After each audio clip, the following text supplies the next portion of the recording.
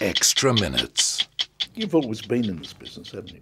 Yeah, I grew up diagnosed with dyslexia in grade 1. I mean, I dropped out of school in grade 5. I didn't read till I was 12 years old. I mean, the last thing my parents thought was that Howie was going to run schools for kids with learning disabilities. How did you achieve that? Because, of course, Arrowsmith wasn't around back then. No, it was through a lot of suffering, to be honest with you. I mean, failing out of school in grade 5 and quitting, being homeschooled was painful.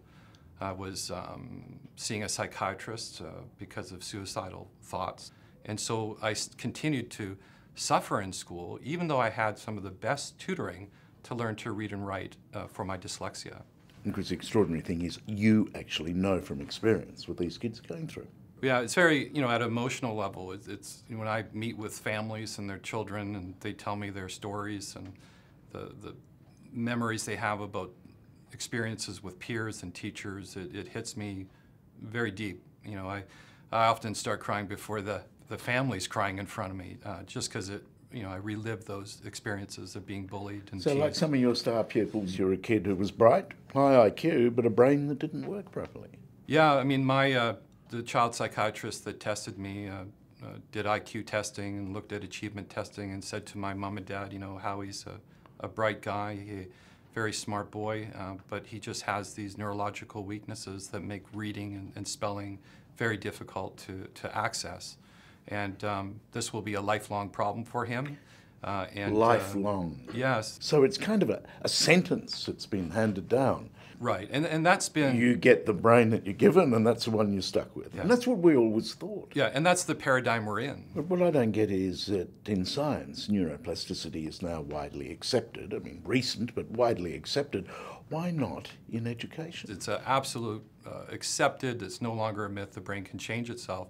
However, in education, we're catching up. And while you're waiting to catch up, a whole generation of kids could be missing out. Yes. When I first heard about the Arrowsmith program, my first reaction was, this sounds kind of funny, right? Because I was trained in graduate school in education that the brain is fixed. It's like a computer.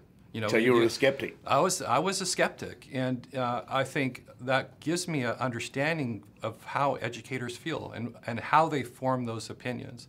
It's been drilled to them, that learning disabilities are lifelong. And now you're a true believer. Right. How did that happen? Well, what happened was I was doing testing on kids with learning disabilities, and parents came up to me in my clinic and said, have you heard of the Arrowsmith program? This was roughly 14 years ago. They said, well, this woman in Toronto says that her program can improve cognitive functioning. And right away, I went into skeptic mode. They said, well, Howard, we like you a lot, but we're not going to go with your recommendation. We're actually going to fly to Toronto from Vancouver and attend her school and see what happens.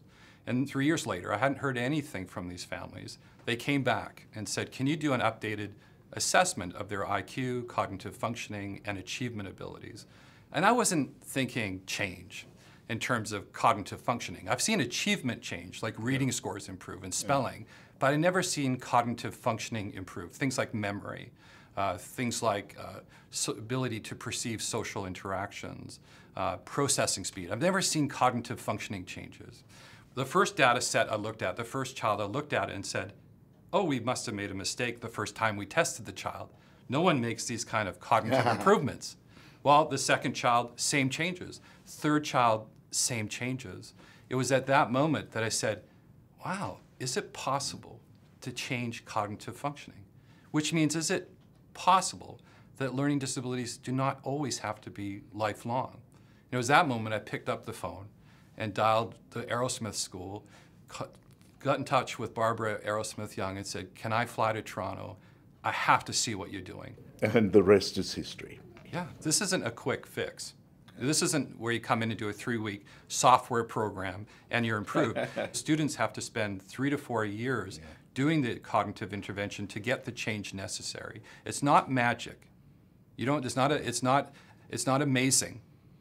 It's actually hard work. It takes time.